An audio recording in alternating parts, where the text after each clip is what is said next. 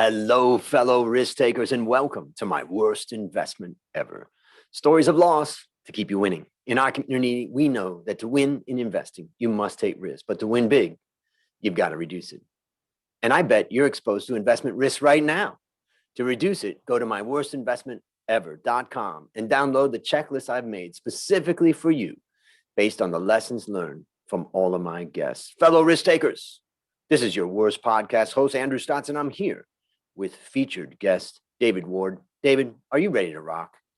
Absolutely, Andrew. Thank you very much for asking me to be a part of the show. I really am excited to have you on. But before we get started, I want to introduce you to the audience. Ladies and gentlemen, David Ward. Rise, fall, rise again. Along the way, get divorced, get turned over by a friend on a new business idea, get ripped off in the sale of another, get married again, become a father again, build again. David, tell us about you. Yeah, that's a pretty good description of my life, actually, Andrew. Thank you very much for that eloquent intro. I'm no spring chicken. I'm 58 years of age now. As it's often described, been around the block a few times. But I had some quite big changes in my career as well. I was in the fashion industry for more than 25 years. And it was as a part of that journey, I was being posted more and more overseas, which eventually led to my getting divorced because I was never at home. But there was some light that came out of that I'm going to say I almost accidentally fell into the opportunity of developing sustainable home care products.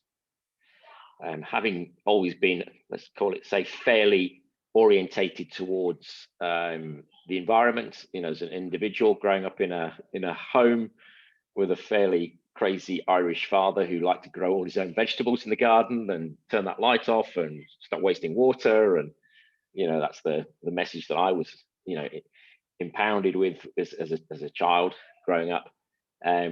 So I kind of stumbled into the sector to begin with through a completely involuntarily and quite true meeting in a bar very late one Friday evening in Tokyo, as I'm going one way into Asia. The guy who's now a friend who's coming back out of Asia. And is also looking to do something in this space, and we get to talking, and I get very animated, and I think this could actually be something quite interesting, and that I could use, the years of experience that I built up, developing businesses and growing brands internationally, but in something that was, immediately more passioning to me. And I guess also from a pure business point of view, I could see where there was a gap. Technology was there to create these kinds of products, but they weren't necessarily readily available. So, I'm in Singapore. I'm traveling all over Asia. I'm at the back end of a divorce at that point, and I'm discussing this idea with a friend who's based in London. And we're talking about possibilities of doing this business together. I share the very first outline of the business, and we progress the conversation over about another 6 weeks or so. And at the same period of time, over in Singapore, where we are based, I get introduced to a company who may at that stage be interested in embracing the idea and building something that's in Singapore. But that went from being a kind of, let's do this as a joint venture, to eventually, getting pressured into a position of, we're a public company, we can't do that, we'd like to buy the idea from you. So, whatever I was then, 52, 53, I've come out of a back end of a divorce with basically 20 boxes of stuff, and that's about it. And I'm, I haven't got a lot of money left, really, basically. That's the Mm, bottom line of it. mm, That's how it turns out. If you're married for a very long time, as it is in the US or in the UK, you're going to be lucky to come out with your suitcase with your shirts in it. So it was okay. Well, we can do that. We can work a deal out, and we had a deal where I would, have some kind of earnout period. Let's call it that. And at the same time, I had to tell my friend, hey, look, we haven't signed anything, we haven't done anything, but I'm going to have to take this idea and jump on it over here.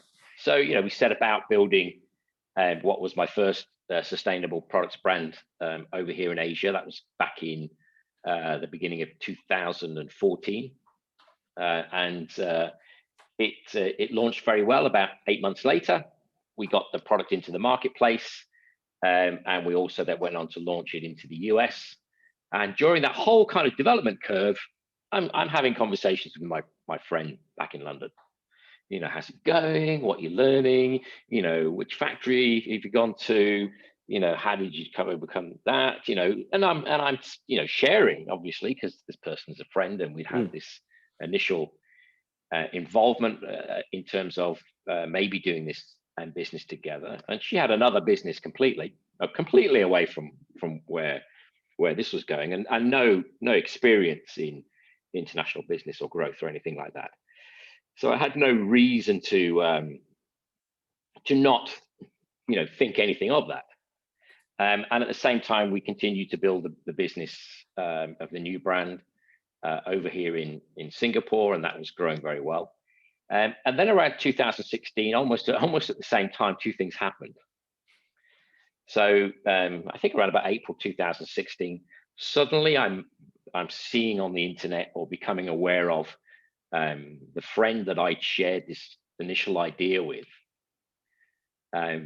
stepping up and launching a business which is exactly the same business as I had shared 2 years before, and claiming to have thought about creating this all on our own, and discovering that you could, there was this huge amount of waste material in China that could be turned into paper, and which is complete and utter rubbish. It's not the truth at all. So I was really kind of bummed out of by this, and at the same time, having sold the brand that was created, and the brand was called No Trees, to a company here in Singapore. It kind of went on that they wanted to sell it on because of various different reasons, and I found a buyer to buy that company for them. And all my earnout plans, this was after about 2 years, I had a 5-year earnout plan, and all my earnout plan just kind of just disappeared, because there was claims of, well, we're not going to make any profit, it's linked to profit, we haven't made any money. And my friend who I was I kind of studied it for about 48 hours as to how to deal with that conversation. Like, why did you not tell me? So when we finally spoke, it was more about that, really. Like, why didn't you just be honest about it? You're in the environmental sector, so I'm not going to shoot bullets at you for trying. That's not the right attitude to take. But at the same time, seriously, come on, all of the things you've said in the press are complete rubbish. You didn't think of it. The way you describe it isn't correct. You can't just go around pretending that you've created this business and you're some sort of genius. And the reply was, but you never, you didn't think of it up on your own. I said, no, and I never claimed I did. I've never claimed that I was the originator of bamboo toilet paper, because that would be complete rubbish. There was guys that came before us. Some of them sadly didn't make it. They were too early. And the person that inspired me is still making their brand and still doing their business. But this I'm going to say in brackets friend had created a brand which launched into the UK in 2016. It's called Cheeky Panda. now. It used to be called The Cheeky Panda, I think. Mm. And you know, hats off to them. Done a good job. They've done a really good job of, you know, doing a lot of heavy lifting and introducing that brand, that those kinds of products to the consumer base in the UK. In fact, they're far bigger than we are. Right. But it doesn't remove the sting of having somebody that you trusted basically not only just take your idea, but then, you know, for about a year, 18 months, as you know, plugging you for updates and information, which you think is your friend asking you questions, you know, and is concerned for your future. But actually, that's not the case at all. You know, they're just trying to, you know, get a head start, learn a bit more, save a bit of time, you know, cut another corner, who knows, basically copy exactly what you're doing. And that's what's happened. Wow. And I'm not even that upset about that, because, you know, the world is the world, and, you know, parallel good ideas can appear, but this isn't that case. This is a case of somebody, you know, basically taking exactly something that was shared with them in good faith and, you know, in honesty of friendship. So how would you summarize the lessons that you've learned from this? Well, I think the two things to do is, and it's not to trust your friends, and it's certainly not to try, but you have to bear in mind that there's a kind of a balance scale. For a lot of the time, as an entrepreneur, you're really going to struggle to get anyone to pay any attention to what you're doing. Really going to struggle. And when it comes to, you know, raising financing and getting investment, it's even more so, because, you know, unless you fit in exactly that particular window at that particular time with that particular fund, there could be a million reasons why they might love you but still can't invest in you. But, you know, you do have to sort of go in with your eyes open. If you're going to share something which is fairly proprietary, and, you know, bamboo tissue paper brands now seem relatively common. There must be about 25 of us around the world. But when, you know, when I came up with that original idea, there was probably only about 4, all slightly different. And I had some great help from some people along the way, from, you know, World Bamboo Organization, and my friend Albert from Kaboo in Vancouver. You know, these were you know, we were all part of a community, so, you know, no one's going to, you know, put the flag up and claim that they were the, you know, that theirs is the best and everyone else is terrible or anything like that. But, you know, there's about being honest, and more importantly, I think it's also, if somebody's going to do that to you, they're really putting themselves on a very thin, fragile pedestal in terms of their own integrity. And if they are going to go on and build a business, then that integrity, at some stage, should that story come out, is going to be questioned. So, you know, if someone's going to do it to you, you've got to try and at least make it reasonably difficult. Now, whether that's, you know, through an NDA at that stage, which is very difficult to get, you know, friends to sign and stuff like that. But, you know, if you're able to keep, you know, pretty good track and trace of your emails and things like that, and, you know, whether you want to put it in loosely into, you know, Chatham's House rules kind of, you know, framing, I think that's the, you know, the better thing to do, rather than do as I did, which is to basically leave it all to trust at that stage, which proved out not to be the case, you know, not the thing to do. So it brings up a lot of things, you know, from my own experience and what I learned from it. I think, you know, the first thing is, there's a couple of stories that this reminds me of. The first one is, I did have a friend of mine who started a business, and the first thing he did is he said, I wanted to come over and talk to you about what I'm doing. And so the first thing he did is he came over and he presented me with an NDA. And I just thought, I never had anybody do that. Yeah. But the truth is, you know, and who knows whether his idea would be good or not, or whether anything will happen. But I signed it.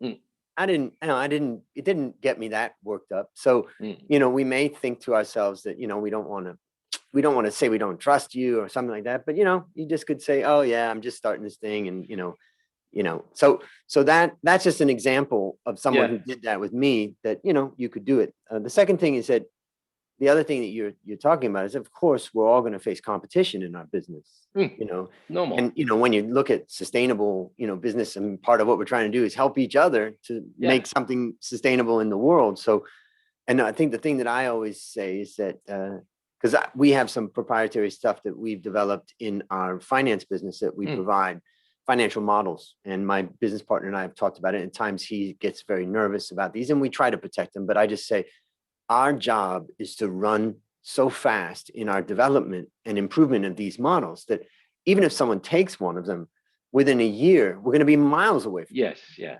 and so I think that also sparks that, yeah, okay, we're going to get screwed sometimes, but Yeah.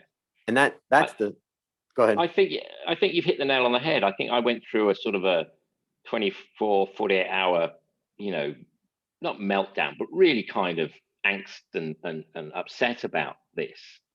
And then, I came back to the conversation with the person in question, and just said, look, you're trying to do a good thing. That's okay. I'm just disappointed in you for not telling me in advance, and not sharing and not telling me that you were thinking of doing this. It's not about you doing it. It's just doing it behind my back. Why would you do that?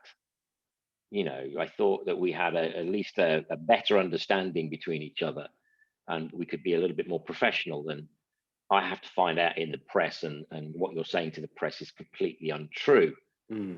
So you're gonna harm yourself in the end. But I also think it's one of, when you start to reflect on these things, that the realization is that competition is going to exist, but that competition isn't you, and they don't have you in their company. And that was kind of when I let go of it, because I kind of, hang on, this is all you could come up with after a year and a half of plugging me for information, and it's not even as good as what we had a year ago, which is kind of your story too. Yep. So, and I kind of, I more or less let go of the issue that, whatever it was that they were going to be doing as a business from this day forward, it was always going to be a me too, chasing what everyone else is doing, operation. And that was never going to be, and isn't, what we do. Yep. So, that's the sort of the magic sauce that, often gets talked about. We all like to sort of have our own little handle on what we see as our own little piece of magic sauce, but I think that does exist. True entrepreneurs, those that are able to go out and break something and make something happen from nothing, have something that those that come in behind and go, well, that's a good idea that works over there, I could do that here. Yes, you could, but it's not the same, because you've taken what is basically a fully formed, validated model and business, and then basically copied it. Yep. And that sadly is going to happen to an extent. But you can't get hung up on that, and I think you're quite right. You can't. You have to keep moving forward. There's two last things that I would say that you made me think about. One is, the job of an owner of a business, the manager of a business, is to protect the assets of the business. And, sometimes it just, we just do our job, and we forget sometimes that the job is ultimately to protect the assets of the business. And we just had, in one of my businesses, in a coffee business that we have, which we have a roasting business, but basically one of our guys that we brought up over the years left, and he started a competing business, and then started using the information he had to start going after our customers. And so our job at that point was to strike back as hard as possible to protect our assets. So that's another, aspect of it. And the last thing I would say is that when you get in this situation, one option is to go to the person and say, hey, why don't you give me a 5% stake in your business? Yeah, I think, you're very astute, Andrew. That was the conversation we had, actually, way back. I'm going to say during 2016. So before I created the nurturing company, we had that conversation. But to be honest, it was a conversation of like, they weren't really, they were trying to still, they were still in denial. They're still in denial that they've done anything wrong. So, that window I opened and said, look, we could deal with this way. And, that way, whatever you're doing, I can put my, hand up and shout for you. But, if you're going to basically take everything that I shared with you, which was, the idea of this business, and basically just rip it off. But more importantly, then just go off and make some, complete cotton wool story about how the idea came about and all that, which just makes everybody who listens to it, if you fact checked anything, you'd find out what was being said was completely wrong. I said, that's your integrity. So it's how much do you value your integrity? Because if you don't deal with it, if you don't manage it now, eventually the story will come out, because it will, because I'm not going to lie about it if I'm ever asked. And I have described it and shared it a couple of times in different ways with people, and because we're both in the same market. And what do you think about these guys? What do you know about that? What do you know about Cheeky Panda? Well, I know them quite well, actually, because everything they built is built on the foundations of the idea which I shared with the person who claims to have come up with the idea on her own. So, but that kind of door I think was open and closed now. Yeah. Well, the other thing about taking a stake is that you may not want to be with them, and sometimes taking a stake gets you I think it was an unwise move on their part not to at that stage. They could have quite easily, I was coming out the back of No Trees at that stage, more or less. I wasn't really clear on what I was going to be doing. I wanted to stay in this sector, so they could have actually, if the sensible thing would have been to have grabbed me and made me part of their new business in some way or other, but they didn't. But anyhow, that's life, as we say, isn't it? Absolutely. Opportunities and choices come along. It depends on the ones we take. So based upon what you learned from this story and what you continue to learn, what one action would you recommend our listeners take to avoid suffering the same fate? I would say in some way or measure, if you're going to share with friends, and there's lots of instances where, people will give examples of, don't start businesses with your friends, because your relationship with them can suffer if something goes wrong.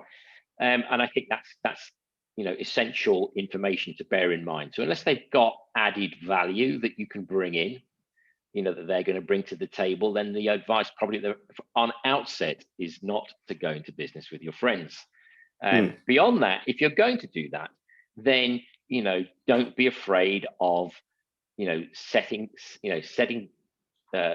things out in paper and being clear about who has proprietary over the idea, particularly at that stage if you're in an early stage situation, and whether you're protecting yourself through an NDA or through other formalized documents that give clarity to whose role is what at this stage of the business. I think that's the wiser thing to do, and advice I would have given my younger self. Got it. All right, last question. On the line. What's your number one goal for the next 12 months? Our number one goal is easy. We want to try and see our products launched into at least 4 more markets, including US and UK. UK, we will be launching Bamboo Loo and White Plus sometime around March. So we are coming to the ground that my friend's company, where they're based. So this story, I'm sure will only be echoed a few more times over these next year or so. And I guess as a business, our objective really is to try to see as much plastic not used as we can, which means entering new markets, extending out our reach of business and to as many people as possible, so that they have the choice of sustainable, lower impacting alternatives. That's our goal. We don't really look at it in pounds, shillings and pence, as I would say. You know, a lot of people go, oh, so our goal is to do $5 million, blah, blah, blah. That's not really how we're wired. You know, our business is growing very well, but we don't measure ourselves purely just on the amount of money that we're turning over or the margin that we're making. It's really about how many lives are we able to touch and help people on their own personal journey towards, you know, wanting to see a better future for us all. Beautiful. All right. Well, listeners, there you have it. Another story of loss to keep you winning.